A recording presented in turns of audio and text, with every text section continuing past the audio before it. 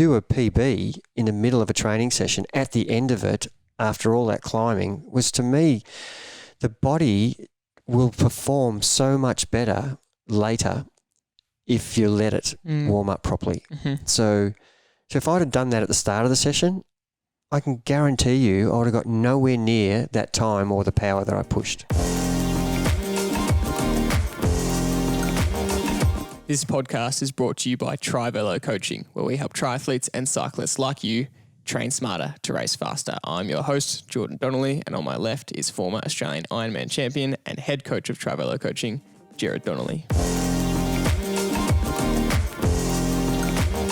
In today's episode, we are talking about how to make a decision about racing when you're just not quite right, especially for your A race. We talk about the New York Marathon and the disaster we saw unfold in the men's side, as well as our main topic for today, which is how to warm up for a race. And whether that's a cycling race, a triathlon, or a running race, there are variations in what you should be doing in the warm-up. So we're going to be going through exactly what you need to do to warm up for your specific race. Dad, welcome to the episode. We're back in the studio today. It feels like home. Let's get into it. What are you grateful for? What's my gratitude? Well, good to have you home. That's one. But this is completely out of left field. This gratitude is. I've been. Both my parents are Scottish. My brother was born in Scotland, so we've got a real Scottish heritage in our blood. And our favourite team is Celtic Football Club. And my dad was just a passionate man, and we've really followed in his footsteps, and so have all of my children, you, and it so happens that Celtic are coming out to Australia during the World Cup to keep their players in form. They want to keep playing matches. So a lot of the clubs around the world, this is happening everywhere, they're going to play matches, exhibition matches, and it so happens that Celtic are actually coming to Australia to play against Everton, who are in the English Premier Division, and Sydney FC. They were meant to play Rangers in Australia, but that fell through. So when we found out this was happening, we got tickets and we're off to Sydney to see Celtic play. It doesn't really matter who they're playing. We just want to be a part of the atmosphere and all the things that I grew up hearing my dad talk about, the fantastic atmosphere at Parkhead, which is Celtic's home ground, and a lot of for those of you who don't know much about soccer, it is one of the big clubs of the world. It's in the top 10 clubs of the world with their performances, and their supporters are almost second to none. And if you ever get a chance, get on a YouTube video and put in "You'll Never Walk Alone" and just sit there and watch that for 5 minutes. And that happens before each match when Celtic play, and it's especially when they play in a European Champions League game. The opposition teams, whether you're Barcelona or Inter Milan or Real Madrid, they love coming to Parkhead to experience "You'll Never Walk Alone," sung by the fans, and it's quite an emotional thing, it's that's what I'm grateful for. I'm grateful for the team that I've passionately supported my whole life. I'm sure there'll be some anti-Celtic listeners out there, which is absolutely fine, and I coach one who's a mad Rangers supporter. Yeah. Shout out to Matho up there in Queensland, and it's one of those things. It's great to be able to experience it with our family. You're coming along as well, and we look forward to. And I'm very grateful to get the opportunity to go and watch Celtic in Australia. Yeah, absolutely. My gratitude is more bike based, although we always say there's no rules around gratitude. You can be grateful for whatever you want. First time this week back on the time trial bike since about July. So bit of a shock to the legs, bit of a shock to the system, but the time trial bike is so much fun. And we've just started our team's time trial training. We've got the Nationals coming up in about 10 weeks. The Nationals team's time trial, which is always a fun event, which we love going to, and you get to train. We do our Tuesday morning training sessions as a Triathlon group for the team's time trial. And it's just so much fun being in this train that you are flying down the road. On flat sections, you're averaging 48, 50 Ks an hour. If it's a slight downhill, it's 55 to 58 Ks an hour. Even on the uphills, it's still 40 plus because you're all on time trial bikes, all very aero. The person on the front is grinding for 30 seconds, then they swing off, and you really feel like a professional team. So very grateful for the time trial bike and to have so much fun, to be able to go really fast again. And it's the fastest you'll go on a bike. So it's a pretty awesome experience. Yeah, I got to say, riding a bike's a great thing to do especially when, summer's about to arrive and the sun's on your back, but actually being on a time trial bike is another extension of that, because the exhilaration, you feel like a little kid. You're just going so fast, and in a little group, a little 4-man group or 3-man group or whatever your team's time trial practice is, and we do variations of that, 2-man, 3-man, 4-man, 5-man, 6-man. You just feel like you're an express train going along, and when your turn comes to get on the front, it's like, oh God, I hope I don't slow the team down here, and then you've got to be careful not to overcook yourself. So when you swing off, you can actually get back in line. So it is a fun thing to do, and that's what bike riding is about. Enjoying experiences. Moving on to our next segment, which is what has caught your attention. And Dad, in our little niche of sport, what has caught your attention so far? Geez, it's a tough one this week because I could talk about so many topics. The World Triathlon 70.3 titles that just went by, and what happened in the drafting penalties to Ben Long. Sam Long, yeah. Sam, Ben's brother. Sam. We've got a family friend called Ben Long. That's right. I could talk about that, but we won't on this episode. Really, I suppose my thing is about making decisions about racing when there's actually something not quite right. And whether it's injury or whether it's sickness, you're faced with a tough decision. You've got this A race that you've prepared for possibly 3 weeks, possibly 13, possibly a year. And all of a sudden, a day out or 2 days out or within a week, or even 2 weeks, you're faced with the possibility that you might not make the start line. So what's caught my attention is we actually had that situation, and it happens all the time. It's just not a one-off thing. This is happening day in, day out to athletes all over the world. And we've always said sometimes it's harder to get to the start line than to do the race itself. And we've talked a little bit in this podcast, and we're using local events here. And there is one gravel race called the Melbourne to Warney, and it's called the Dirty Warney. And we have a Melbourne to Warney on the road, and we have now a Melbourne to Warney for the very first time on the dirt. So it's a gravel bike race. And one of our coaches has been training the house down for this event, and it's part of his preparation for next year when he goes back to Unbound in the US. And he actually felt sick on Friday morning, the day before the race, and we kind of almost dismissed it a little bit. Oh, you'll be right, it's just nerves. And as the day progressed, it got worse. And one of the things I've learnt is when someone says they've got a tickle in their throat or a sore throat, that's not a great sign. That means there is something going on, and all the markers, his recovery was worse it had been. 3 days earlier, it was through the roof. His performances 2 days earlier were all fantastic.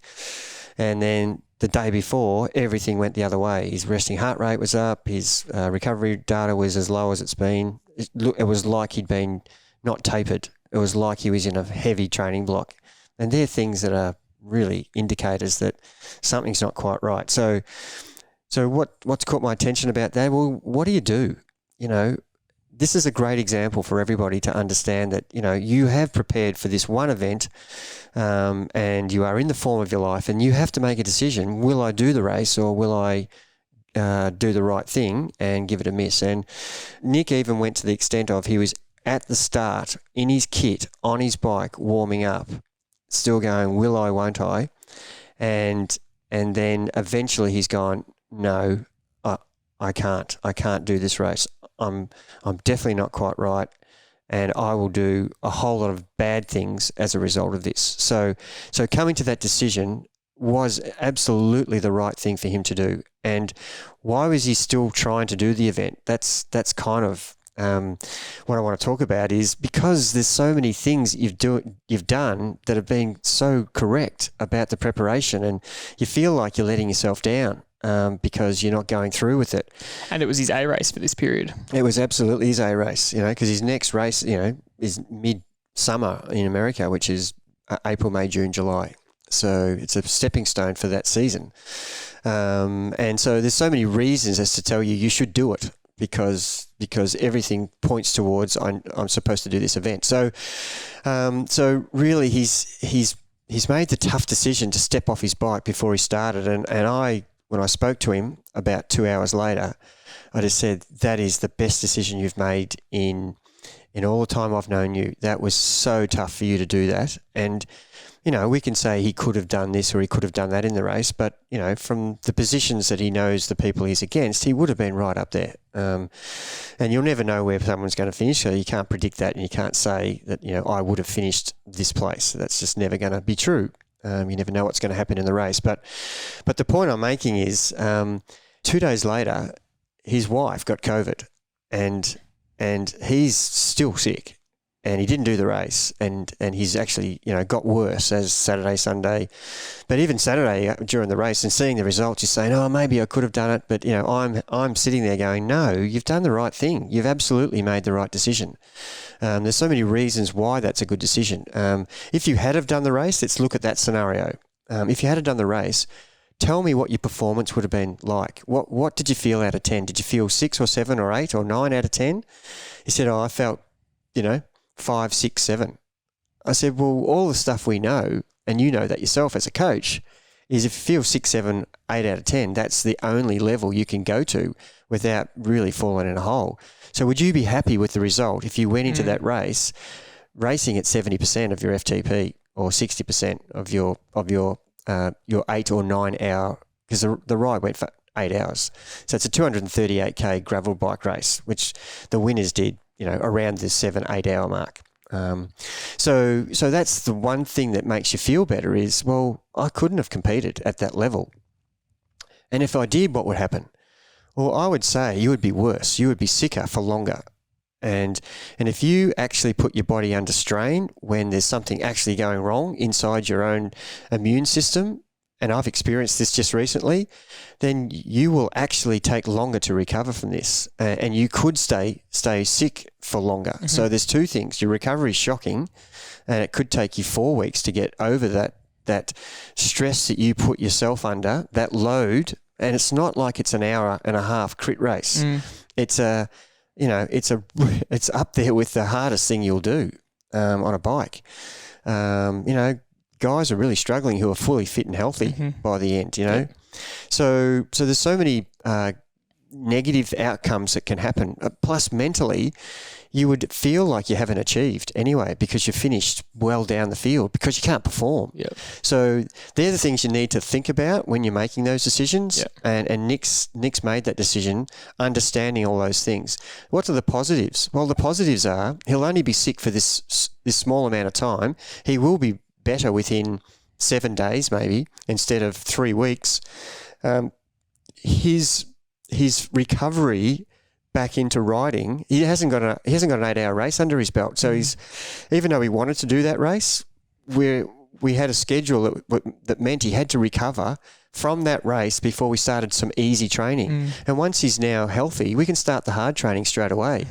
So we've already picked his next race, which we've brought forward another race in January. So there's a whole lot of positive outcomes from the negative decision that he felt he'd made. But having found out that his wife had COVID, it's pretty clear that he probably had COVID. No wonder he felt sick. Yep. And imagine doing an endurance ride in hindsight if you found out you had COVID. And we did have someone do 3 peaks last March who didn't realise they had COVID till they got home, and they clearly did the race with COVID.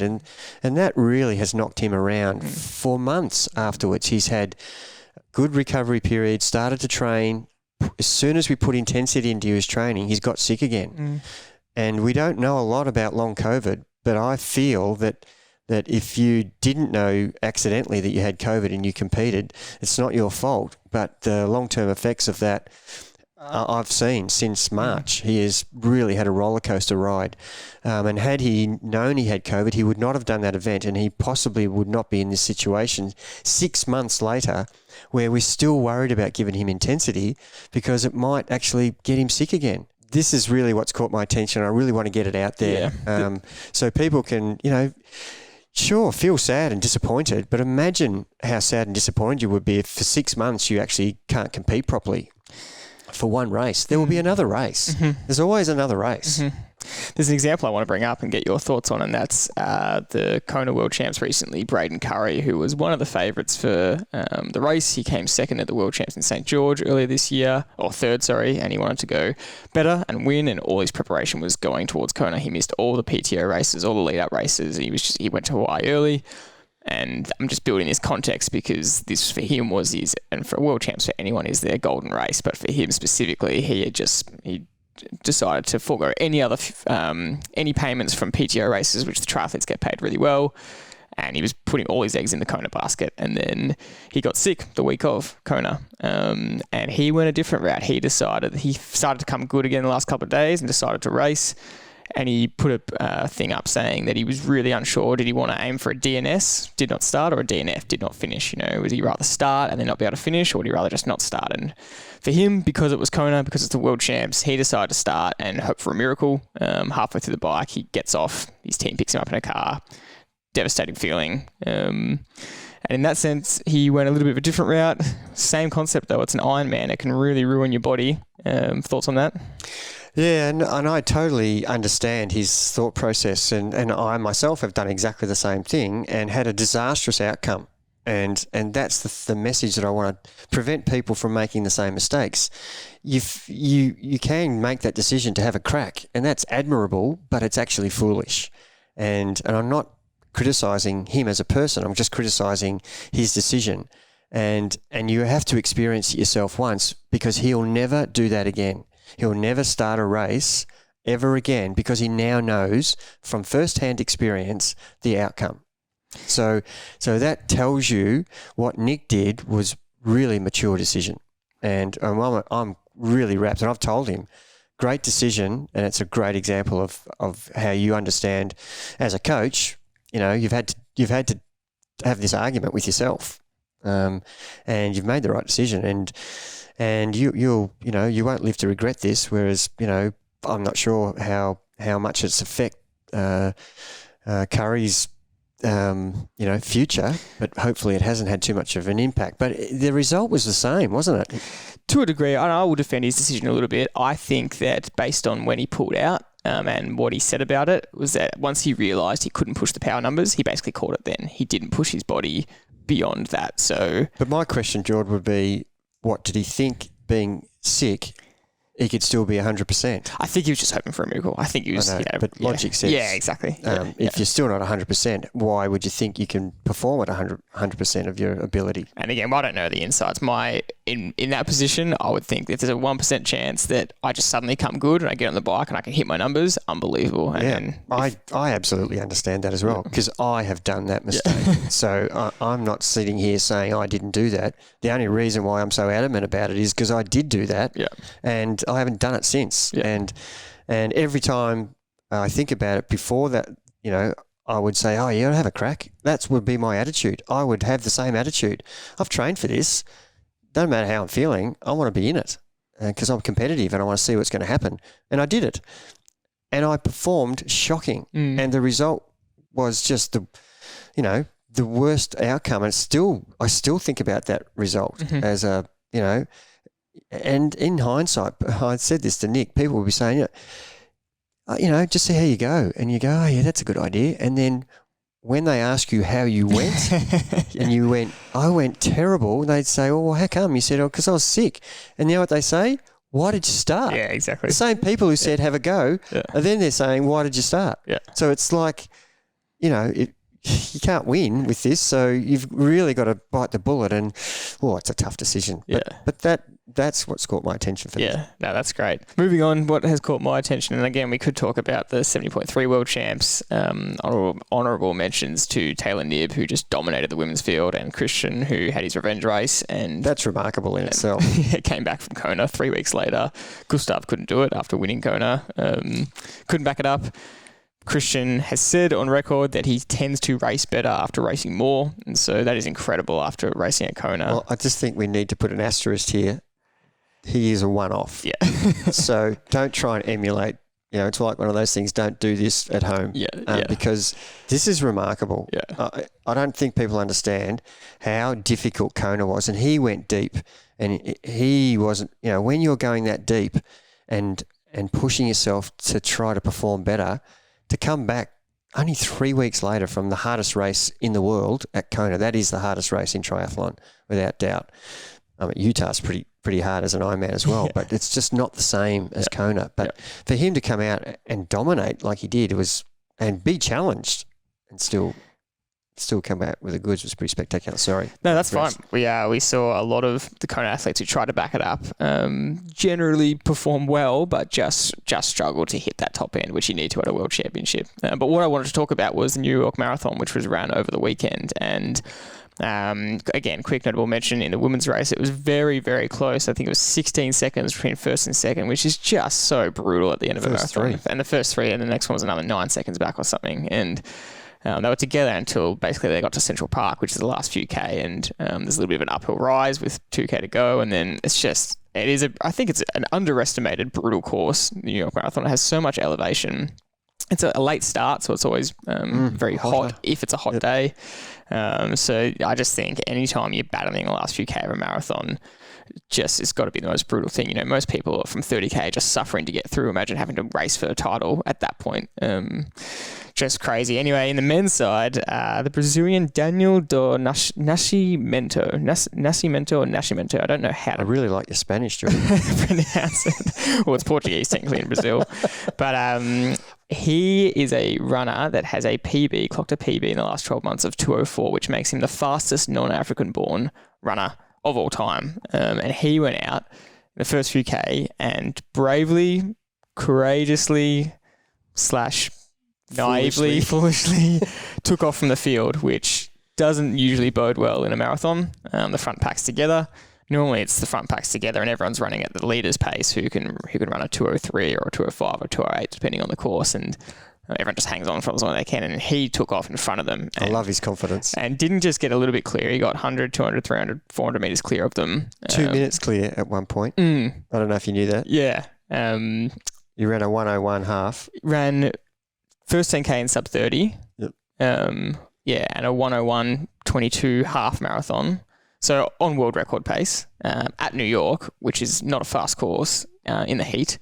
And as you would expect, 32K mark comes and he disappears, and the cameras actually kind of missed it to start with because it just happened so suddenly, but he basically managed to get a replay, and he basically just stops suddenly and collapses on the side of the road. And reports have now said that he was completely dehydrated, severely fatigued, spent a few hours in the hospital tent getting rehydrated, IV drip, and he has made a recovery already, reports say. But just pushed himself too hard, and it was an extremely hot day on the day. But interesting to see this tactic, and there's two arguments here. One tiny argument in his favour is that he's giving it a crack. He's a pro runner at the top of the field. He can run a 2:04, so he was going for it. Didn't work out for him. He probably went too hard because going for world record pace on that course is probably a little bit too ambitious, even if you are a 2:04 runner. He's still young. He's only 24 years old, so he's got a lot of potential in him if he gets his pacing right. He clocked a 4:17 mile, I think. Fastest ever in a marathon in the history of marathon. Which I said he doesn't count because he didn't finish. Because anyone can sprint it. Sprint and not finish. Got plenty of fun runners who've done that. Yeah, exactly. But yeah, interesting to see. And I think for anyone else but the top 10 runners to try something like that we just want to make this point, is just absolutely foolish, and don't do it. Lots of admiration. Yep. For the confidence and guts, but the percentage game, it's a bad one. It's a bad mistake, and I guarantee he won't ever do that again. Well, you say that, but he actually did similar at the Tokyo Olympics, and same result. So you would. Well, I didn't know that stat. Yeah. So maybe he takes 2 goes at it before he realises that that's a tactic that won't work. And look, if he's that confident, back yourself with a better plan. Yep. And, stay with the pack, and then from halfway, run away from them. Yeah. But give yourself a bit more opportunity. So, even the best pros get it wrong. Mm-hmm. Absolutely. And, you can't underestimate how much the heat factors into it. And he might have been able to do those kind of paces in training, but not under these conditions. So interesting to look at. And I think the lesson is you can take a calculated risk if you're a pro runner, something like that. But any other runner, no matter what the distance, marathon, half marathon, 10K, our principles. No amateur runner should ever be going out faster in their first half than their second half. Yeah, and look, if you know a little bit about the history of that race, and if you're really a student of running, you would know what races have been won and run in, and that race is never won fast. It's never won fast. That's something you need to take into consideration. So, and in the end, the men's race was won in 2:08. 5 guys were between 2:08 and 2:10. Yep. So, and they're guys who've all run fast. Yeah. They've run the winner's PB is 2:03, I think. So. Yeah. So it's literally 4 to 5 minutes slower on that course than any other course. So why would you go out trying to run 2:02 pace on a course when your PB is already 2:04? You're actually trying to beat your PB on a course that's renowned for being 4 to 5 minutes slower. So that's actually, I think, naive and not giving it the respect that it deserves. And a shout out to one of our Trivelo athletes who travelled from Australia to New York, Rachel, and had an outstanding run, and was kind of a little bit concerned about, was my time good? And I'm saying, in perspective, it's outstanding what you did to be able to hold your pace within 10 or 15 seconds per mile from start to finish is a credit to you on that undulating, humid course. So yeah, well done, and she's a weapon of endurance and loves to do that. And her time was the same, 4 to 5 minutes slower than her PB at another course. And that's the disappointing thing, because she wants to be beating her. But I've got to point out the perspective thing. You can only compare New York with New York the next time. You can't compare New York to Berlin. Berlin's pretty much downhill. Yeah. So that's where everybody goes to run a PB. Mm-hmm. And that's what doing your homework, that's what planning and preparing is about. Yep. And credit to her especially, because the slower time filters down. So for the pros, it's 5 minutes, but down to the amateur and age grouper, I was reading comments from people online saying they were 10 or 15 minutes slower than their PB, or people that were slower just because of the heat, 10 minutes slower than their New York time because of the heat. And there's a YouTube runner that I follow, and he was 15 minutes off his pace. And granted, you don't know what their preparation was like, whether they're in form or not, but that seemed to be the general consensus across the board. So it's a big factor to take in. And let's get into the main topic of today, some education for you, and that is how to warm up for a race. This was an athlete emailed us and actually gave us the idea for the podcast and said, what should I specifically be doing in a sprint triathlon compared to a longer distance triathlon? And so we thought we'd go through some examples of how to warm up for a race, what the purpose of the warm up is, and then go through some different distance examples of what you might do. And the warm up is very, very important, and it's in my opinion severely underestimated. And it really sets you up for the day, not just physically but mentally. So, take us through the basic principle. What's the purpose of the warm up for you? Well, I think I should start with an example, and that means more to people than me just trying to give a verbal answer about physiologically what it's doing.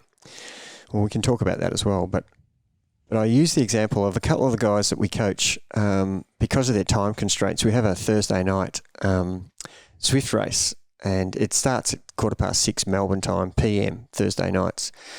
And a lot of guys get to the start line at 6:11 or 8:06, and they have literally a 30-second warm-up or a 4-minute warm-up.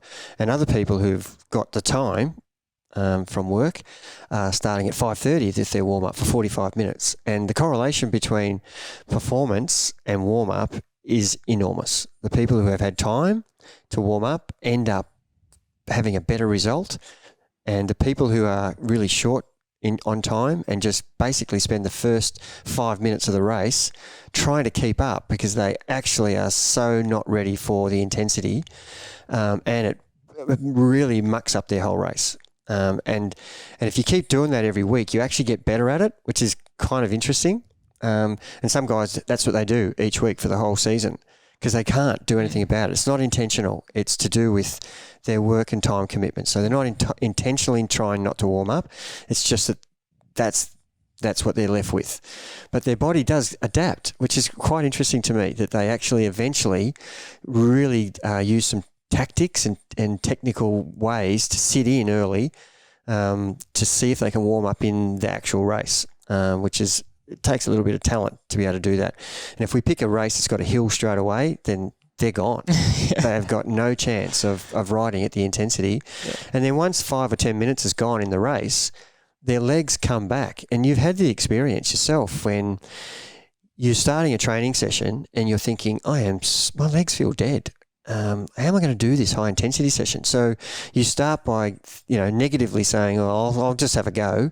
And then you do the 10-minute or 15-minute, just building the intensity from 40% up to 70% of your FTP, just gradually building it up, starting with a really easy cadence and then eventually letting your cadence get faster and faster. And, I definitely start around 70 for the first minute or two. And I'm not even trying to ride with high cadence. I'm not trying to push the power. I'm just letting my legs dictate how soon I can actually increase the cadence and increase the power. That's the method that I'm trying to get everybody we coach to use, and letting your body dictate when you're ready to do the next bit. So I'm trying to give a general start of 10 minutes, 15 minutes, 5 minutes, depending on the actual session. If it's a high intensity session, I want the warm up to be longer. If it's a zone 2 session, the warm up's tiny because the majority of the session's similar. If it's a recovery session, there's no warm up. It's just rolling your legs. So the warm up's dictated to by the intensity of the event, whether it's training or whether it's racing. So there's a lot to cover here, but definitely if you give yourself more time to prepare your body physiologically, where the blood is flowing a lot better, your whole body temperature has increased to a point where you actually have started to get a little bit of a sweat, a little bit of a puff. And then neuromuscularly, we do something which is really different to anybody else that I know. And I'm going to give this secret away, which is we do 3 strength efforts at really low cadence in our warm-up. And that sounds counterintuitive to, I don't want to be doing my race in the warm-up. I want to warm up so I can race. But I've found through so many experiments on myself where if I don't do these low cadence, high intensity efforts, I perform worse in the event. So it's been the bread and butter that I've used and implemented in a lot of the warm-ups that we do, depending on whether you're a runner or a swimmer or a rider. But you need to do something with intensity and a little bit of strength, so you are actually recruiting. And the reason we do it on the bike as a strength effort is we want to pull up and push down. So we're recruiting every muscle fibre and tissue and cell that we can actually get along board with us.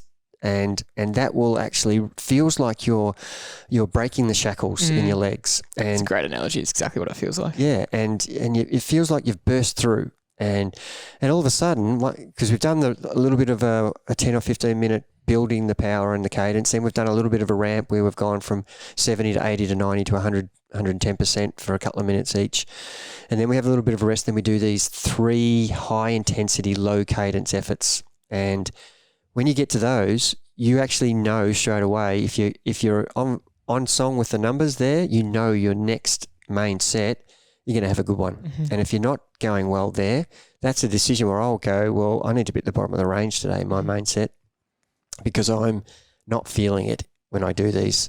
But sometimes the first one feels crap and then the second and third feel way better.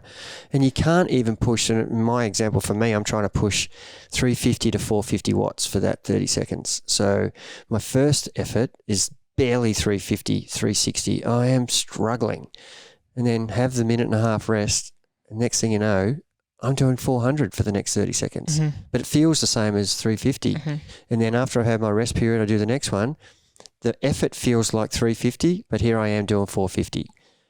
And that example just proves to me how easy it is for your body to adapt straight away. And then once you start the race, if you're doing a time trial as an example, and I'm trying to ride the time trial at 280, how easy, it feels like you're slicing through butter. How easy does 280 feel after you've done an effort at 350, 450? And so all of a sudden you're on top of your game. And you're not spending any time in your main event or race warming up. You are actually, right from the very first pedal revolution, you're at your race pace, intensity, temperature. And I can't tell you how many times I've felt average in all the 30-second efforts. You know, most of the time it's like you said, the first one feels average, but then the second one you're better, and actually you're pushing higher, and the third one feels quite good. But it definitely has happened plenty of times where all three of them felt average, but you just got through them, and then you have enough recovery for the race. And then once you start the race, you go, oh, I'm actually feeling really good compared to that, because you pushed through that bit of a grind of a warm-up, and you really got your body ready. And you mentioned there that a lot of people are worried that they are racing in their warm-up when you want to warm up to race. And I would say that you just have to make sure you also are planned enough and you've thought about the timings, that you give yourself enough recovery. The big mistake you can see with these kind of efforts is you're doing it 3 minutes out from the race. You've still got a bit of lactate build up in there. You've still got a bit of fatigue. Your heart rate's still high, and you're kind of a little bit panicked leading into the race. You know, we kind of give ourselves anywhere from 6 to 8 up to 12 minutes rest after that final effort for a race. Not so much for a training session. For a training session, it's 2 or 3 minutes because you're just getting into it. But for a race, you're really making sure you're well recovered, but not so long that you cool down in that recovery period. And spreading out the warm up. So if you've got to the event and you're late, I've found people will try to cram in those ramps and the 30-second efforts in 5 minutes, and instead of having a 30-second effort with a minute or 2 minutes rest, they're having 15 seconds rest and then doing it again. And that's actually not what we're trying to do. We're trying to do an effort, then let your body just relax again, and then do another effort. So cramming it in, if that's all you've got the time to do, don't try and do the whole thing in 7 minutes. Yeah. You know, just pick a couple of little efforts once you've felt like your legs are coming good. So and look, again, it depends on what event. Yeah, and we will go through that now. I mean, generally the aim when we're talking about shorter events, races, time trials, shorter running events, you know, that feeling that you're aiming for is, let's say you finish your last effort 8 minutes out, you're puffing. My heart rate might be 160, 170, quite high. You know, you're quite tired, but you know you're fully warm, you're physically warm, your muscles are switched on, you feel good, and you've got a full 8 minutes to recover. So in that eight minutes, you actually do stay physically warm, but your heart rate goes right down. So you're really calm going to the start line, but your body is totally warm. And it's dependent on the person. Again, I found that sort of time frame works well for me, but you got to figure out what time frame works well for you, that you can stay warm, but you've got enough time to recover. And there's one little concept I want to touch on quickly before we go into the distances, and that's this concept that is well known among training groups, and that is the second rep kind of myth, that if you look at so many reps, let's say you've got 8 times 400 or 6 times 1K or something, so often the second rep is the fastest. And it's just always so funny how that happens, because you might not have completely warmed up or dialed your warm-up routine in. You do the first, but you get to the start line of the training session, you can do your first rep, do your first K. It feels good, but you're not totally warmed up. Then you have a couple of minutes rest, and in that second rep, you're still quite fresh in the session. It's a combination of that fresh feeling, but you are totally warmed up. You do a really good rep. It feels really good. And at the end of the session, it turns out that was the fastest rep, because you were still the most fresh whilst being the most warmed up. And I think that's a really fascinating concept. Oh, you took the words out of my mouth, because that was one of the things I wanted to mention was, again, I'll use an example because it makes more sense. One of my training partners and I, years ago, we were doing preparation for the Tour of Bright, and we wanted to do 3 10-minute hill repeats at the end of our 3-hour ride. And we went to a well-renowned hill called Perrins Creek Road up in the Dandenongs, where we locally live. And it's about a 10-minute effort if you're riding quite solid. And if you're really racing up it to try and do a PB, you could do, for me, I'm talking about 8:20 or something, 8:30 or 8:48, somewhere around there. So the distance time is, you know, from your best to your mediocre is a minute and a half, depending. And it's a gradient of about 7%. Anyway, the point I'm making is we did at least 3 hours of riding in the hills, 2,000 metres of climbing, all zone 2, pressure on the pedals. And we were to finish off with 3 times 10 minutes up Perrins Creek Road. And they were supposed to be incrementally, progressively getting harder. So the first one at 75 to 80% FTP, second one at 90, third one, go for it. See what you got. And remember, this is at the end of 2,000 metres of climbing, and I've never beaten that third rep. That is my PB for that hill. That's the third time up it after 2K of climbing, and Sean's is the same. And that to me was like an aha moment about warming up. Mm-hmm. So it was only a 10-minute effort. It was the 20 to 30 minute effort really. So I'd done 10 and I'd done 20. This was 20 to 30, and I wasn't mucking around with the other two. But to do a PB in the middle of a training session at the end of it, after all that climbing, was, to me, the body will perform so much better later if you let it warm up properly. Mm-hmm. So if I'd have done that at the start of the session, I can guarantee you I would have got nowhere near that time or the power that I pushed. How many times have you done that climb, you reckon, in your life? Over 300 times. Yeah, and that's still your PB. It's still my PB. Yeah, and I've done it as an attempted PB and not got really that close. Yeah. And a lot of the athletes from St. George actually had similar comments exactly talking about this, because it was freezing temperatures at St. George. It's really starting to get into the cooler temps in America, getting into winter.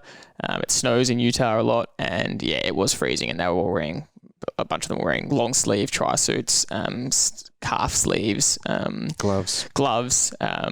A lot of them were wrapping up in transition and taking more time because of how cold it was. And a lot of them commented on the fact that it was really hard to get warm on the bike. They just couldn't find their legs, or a lot of them found their legs over halfway through the bike leg, which just, again, shows the impact of a warm-up. And if you ever try to race in cool temperatures, you know exactly that feeling and really how important it is to warm yourself up.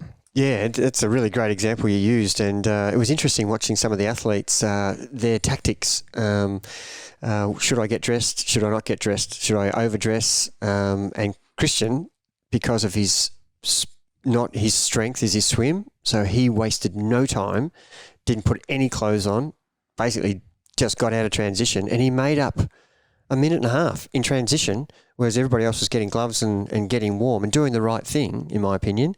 But Christian's gone, no way, this is a great opportunity for me to get rid of the deficit I had in the swim. And he was with the lead pack. And his theory was, which I actually thought was hilarious, was I'll just ride harder to get warmer.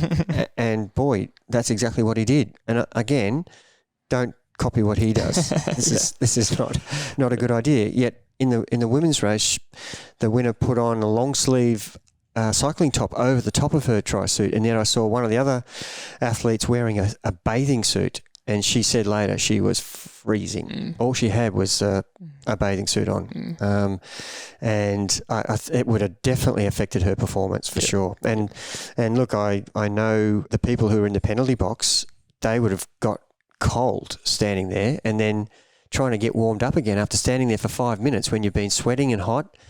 And you know what happens with the sweat? It cools down on you. It makes you colder. Yeah. So that would be really hard if you've had to be stopped for some reason, whether it's a mechanical or a penalty. You are actually trying to warm up again in the race, and if you try to ride too hard too soon, you get the same problem that you have when you don't have a warm up. I had that exact experience yesterday when we finished the session, and normally on a bunch ride, but by the time you get to the coffee shop, it might be a lot later in the day. The sun's out, so you can warm up. Not 6:30 at the finish. It's not 6:30 in the morning, and you're pouring sweat, so my clothes are soaked. Sat at the coffee store for 10 minutes. Tried to ride. It was the most uncomfortable ride home because you're soaking wet and you've got this bitter cold kind of wind on. Even though it was a warm day yesterday, it really is uncomfortable. And again, just reiterates this point. And the second point I wanted to make about, we were talking about how important the warm-up is. You mentioned that, you don't want to do your race in the warm-up. You'd just rather have all of your energy ready for the race. But if you train this way over a long period of time, your body will adapt to this style of warm-up. It will be a shock early on in your career, but if you really persist and do the warm-up the way I'm suggesting, your body will cope. It'll adapt. Well, let's go through some distance examples because this principle of this quite hard warm-up really doesn't actually apply to every single distance. So it applies to a lot of the shorter races. But yeah, let's go through some specific race examples. We're going to go through cycling, triathlon, and running examples to clarify what kind of warm-up is appropriate for what. So the example we've been giving this whole time about these big efforts doesn't apply to the longer stuff, Ironman, half Ironman, but let's go through it. So we'll start with cycling, and basically the two main distance differences will be if you're doing a short race, like a time trial, which can be between 20 and 40 minutes, up to an hour crit race, compared to a road race that might be 90 minutes to 2.5 hours plus. So how does the warm-up differ once you go from that short distance to long distance for purely cycling?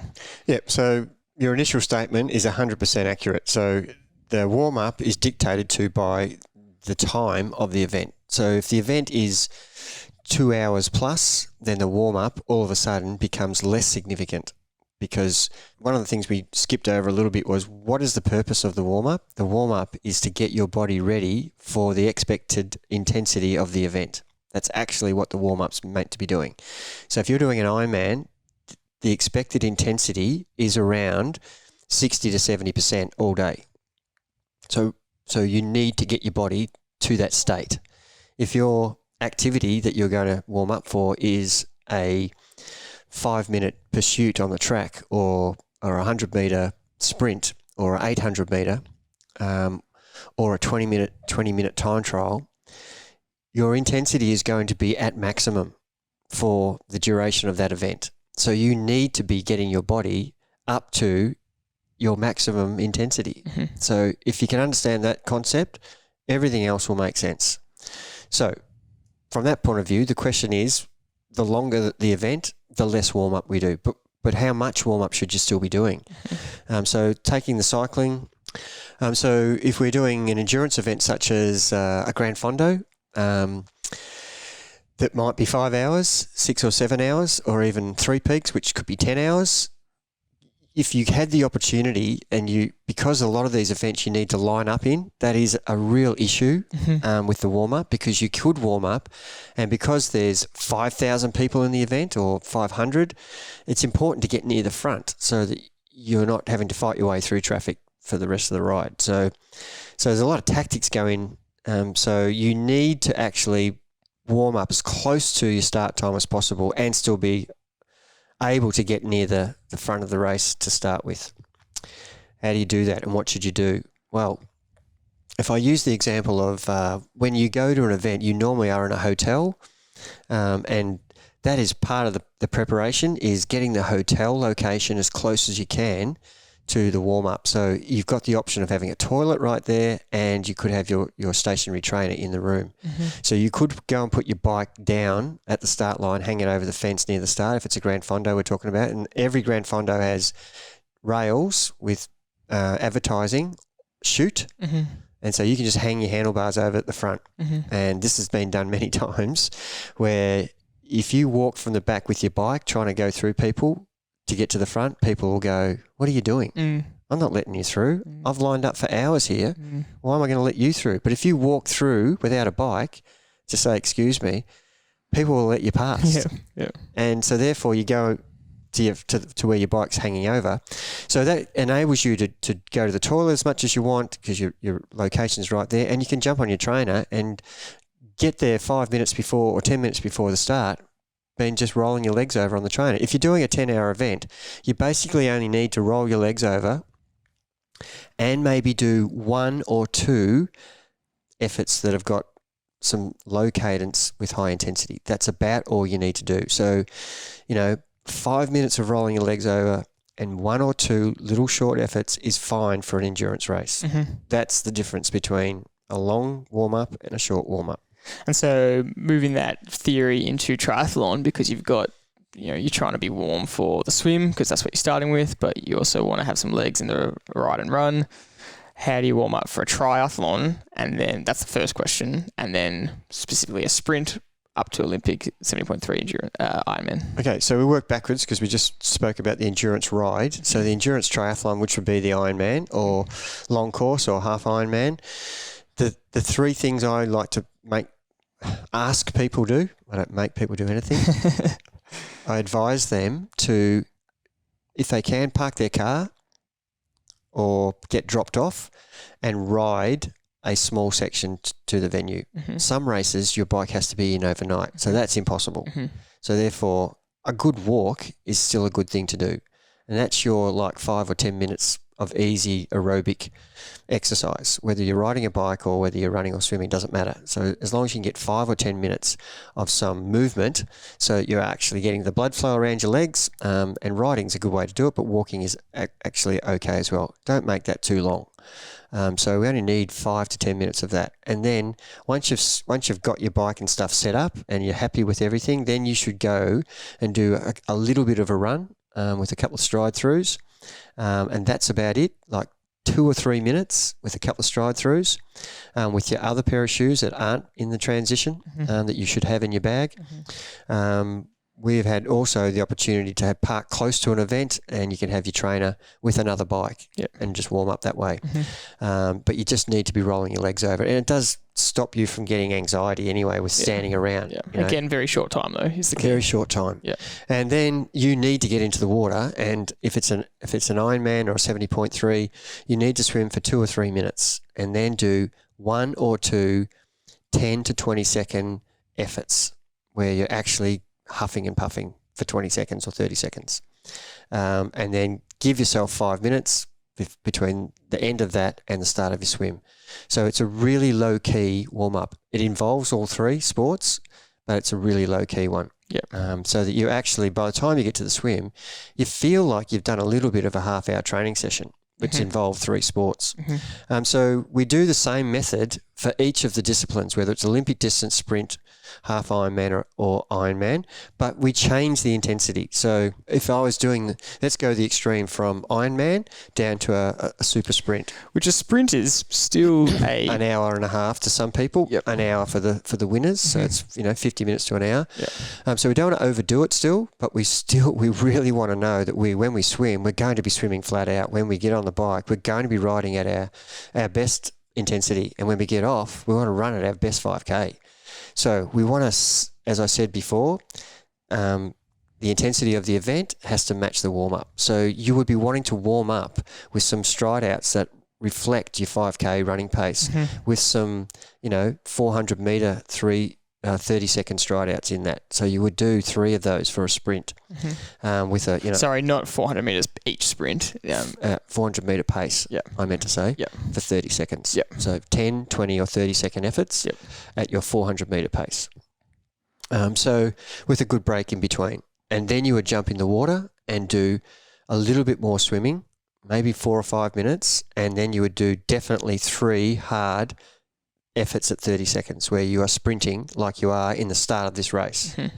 And it's not just a lift the intensity 30 second, it's flat out sprinting so that you get out of the water and you line up for your event, and then when you jump in the water, you've already done 3 of those 5 minutes ago. Your body's ready for the next one, even though I don't want you to sprint at the start of a sprint race or any race for that matter. I want you to take off at the pace you're going to swim from start to finish. But there are times where you might have to be sprinting for 10 seconds just to get placing on someone's feet. So for the sprint race, we want to still do the same ride to the venue. There's no need to do any intensity on the bike. It's just you warming yourself aerobically. You get your intensity from the stride throughs on the run and from the efforts in the water. And depending on how you are as a swimmer, I personally, swimming is my weakest leg, so I would not prefer to do any more than 2 minutes of just general swimming to start with. Would rather just minute and a half, maybe 2 minutes, and then some short little efforts. So what you're saying is great, but everybody has got to find out the way that suits them best. So try to do one race that's not so important, a little bit longer warm up, and all the C and B races, practice shorter warm up, longer warm up, and experiment to see what it feels like, and then use for your A race the one that you feel gave you the best opportunity to perform better. And let's take that example and apply it to just purely running. So if you're doing a 5K, 10K, again, up to half marathon or marathon, same principle I know you're going to say, but how do you just do a run warm-up because you're just doing a running race? Yep, so let's start with the longer version first. So if you're warming up for a marathon, I would definitely be wherever my car's parked, or if I'm staying in a hotel, I would want to have a period where I'm walking as my preparation for the long endurance event. And for some people, the marathon might be anywhere between 2 hours 20 and 5 hours. That could be the range of person we're talking about. So, if you're going to be out there for 5 hours, you just don't need any warm-up. You basically would be a walk to the start line and line up and then start your race. If you know you're going to be out there for 5 hours, I'm saying use the first kilometre or 2 as your warm-up. You don't want to expend any more energy than you need to. You're going to be running 42.2. As a 5 hour runner, you don't want to be running 45K on the day. Okay, so if you're a 3 or 4 to 4 hour, then it should be a 5 to 6 minute warm up with an easy walk jog and then maybe one stride through just to feel your legs. The closer you get, and I'm talking about just the marathon here, the closer you get to a faster time, 3 hours and under, a couple more stride throughs is what I would suggest, and a little bit longer warm up, so that when you have to run, if you're going to run 2:48, you're 4 minute K pace. If you're going to run 3 hours, you're 4:12 pace. So you need to be actually ready to run 4:12 pace from the gun. Whereas if you're a 4 hour runner, you're aiming for 5:50 pace. So that's where your warm up should be. So again, you try to reflect the intensity you're going to have. So the higher the intensity, the more intent should your warm-up be, but it doesn't have to be long. So equally different if you're doing an 800, we're going to the complete other spectrum. The warm-up should be at least half an hour or more. For a 2 minute race. For a 2 minute race. Yeah. So I'm trying to give you the extremes here. And from an 800 in between, it's 3K, 5K, 10K, half marathon, the warm-up, gets shorter in time and less intense as you go towards the marathon. But the shorter the event, the more the intensity of that doesn't mean the whole half hour is intense. I'm saying there are sections such as you possibly could spend 10 or 15 minutes just doing a cruisy run at 5 minute K pace if you're trying to run an 800. 4:30, 5 minute K pace, where you're just getting your breathing going. You could be talking while you're running. You could be jogging with a mate before the event, and that's a good thing to do as well. Take your mind off it, run with someone, very easy, and then you would finish that, and you'd probably sit and do a few stretches maybe, but then after that, you would get ready for some almost like a ramp where you would do a little bit longer, 2 minutes with a bit of intensity, like you've done in your training sessions during the week, and you would do some at 70%, 80%, 90%, 100%.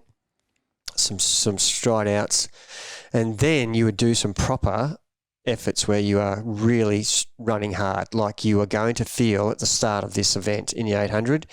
If you're trying to run a 2 minute 800, you're going to run 30 seconds per 200. So your stride out should be at 30-second pace or better in your warm up, and you need to do 3 of them spaced apart by 2 or 3 minutes. And 150 metres is what I recommend, not doing 200, but, jumping out of the box in your warm-up and then just getting up to speed and striding out beautifully like you would be in the race, giving yourself a little rest. And this needs to be at least 10 minutes before you start, at least, because you don't want to be doing them and then getting straight on the start line. And then you just apply that principle to 5 and 10K. So let's say it's 10K and you're trying to run 4:30 pace, you want to be doing at least 150 metre effort, just faster than that 4:15, 4:20 pace, 4:10. So you right from the start, we said we want the warm up to reflect the intensity of the event and the duration. So the two key things is the intensity and duration. So once you understand what event I'm doing, you can apply the principles we're telling you quite easily across whatever. And we've given you the examples of how and what to do. Yep. To finish off with, we just did want to quickly touch on if it's a multi-stage event, and there's plenty of those around where you go and do a weekend where you do a road race in the morning, time trial in the afternoon, race again the next day. Can you give us a quick tip of in between races? How do you warm up again? Because you've cooled down, you've recovered, you've got another race in the afternoon, whether it's another crit or road race or time trial. How are you changing your warm up to adjust? It's a great point to make, and it's really good that we finish off with this because people forget that there are multi-stage events happening all over the world. And we've got one here in Victoria, the Tour of Bright, which we've talked about a little bit. It has stage 1, which is a 100K with a hill climb top at finish, a 25, 30-minute hill climb top. It's a bit of a brutal course. You need to warm up for that, and you need to finish that race. And the thing we haven't talked about at all is cooling down after that. So you need to actually finish that race. It finishes at a hilltop top. So you are actually pushing, you're sprinting to the finish and you've been just riding at threshold for the last 25 minutes. So you really need to let yourself cool down. So luckily that race is about 20 minutes from the finish of that race is 20 minutes from there to where you would be staying. So most people would roll back home, even knowing there's a time trial in the afternoon, because this is what the Tour of Bright has. It has the road race in the morning and time trial in the afternoon. And so you would cool down and make sure that you then really getting into the recovery drinks and the fueling. And then for your warm-up for the time trial, this is a bit different. So you actually don't need to do such a long warm-up, but you still need to do the efforts because your body's already at a temperature level that's different to what it was at 5 a.m. in the morning. It's on the go already. So you're just trying to re-wake up your body. So an easy roll out to the venue is a good idea, or if you're doing the training on your motel turbo, you just start rolling your legs over, for 15 minutes, just easy rolling your legs over and slowly build up like you would in a training session during the week. And then you would do a little mini ramp, and then you would do your 3 30-second efforts. And that is really the key to the time trial, to make sure that if you're going to be riding at 280 watts, you're doing your efforts at 350 to 450. So by the time you're ready to go, and it should be only a 5-minute ride if you can manage it to the start line. If not, you have to be in the car, and that's okay. You've still got yourself 5 to 10 minutes. That is all you need. And off you go. You should be able to ride, at the intensity you need to. And if you've got another race the next morning, the cool down is really important. You just don't get off your bike, put your legs up and say, I've got to get ready, rest for tomorrow. You actually need to roll your legs out again. You see that every day in the Grand Tours where 3 straight weeks they're finishing 6-hour stages, which is just exhausting, and they're all disciplined, get to the team bus, jump on their bikes, roll their legs for 15 minutes. Or if they're at the top of a mountain stage, they will roll back down the hill and ride back to the hotel. Yep. And, anybody who's been to the Tour Down Under or any of the tours, the Tour de France, you would see the riders in packs riding back to the hotel. Yep. The elite are the GC guys. They've got their own turbo trainer right at the finish line. Yep. But the other guys, they're still doing the same thing. It's just not in front of the camera. Yep. They're riding back to their hotel as they cool down. Yep. It's not just because that's the only way they can get back to the hotel. It's because they want to cool down. Yep. They could get driven back to the hotel, but that's not what they're meant to be doing. So then the next day, if you're doing a 3-stage or a 5-day, but I'm just talking about this particular event, the next day you would still not do a long warm-up. You would just let your legs catch up again from the fatigue from the previous day. You would still do those 3 30-second efforts, just so that when you get to the start line, you are ready for anything. And you will still be able to use some of the race, because the start of the race is not generally, if it's a long day, you're not going to be out of the blocks. And you could be, but that's why the 30-second efforts are really good, because if that's what actually happens, the race goes on from the start, then you're ready for that. So as the days progress, your warm-up doesn't need to be as long. And there's so many variations here. I could be talking about a 10-stage race where, most people, if they're in a 10-stage race, unless they're going to be in the breakaway, everybody else in the pack is just rolling along talking. So that, you don't need to warm up. Yep. You use the race as the warm-up. Yep. But if you're just doing a 3-stage race where it's over 2 days, that's different. And I've given guys different warm-ups for this. Day 1 is different to day 2, just shortening aspects of it. It's a great way to finish. To summarise, it's just think about the requirements of the intensity of the race, and if the requirements are high, you might need to be on it. Then those efforts need to be higher intensity, and if it's it's most likely not going to be that, then you don't need to do it. And if you can apply that principle, then you're going to be pretty good in your warm-up.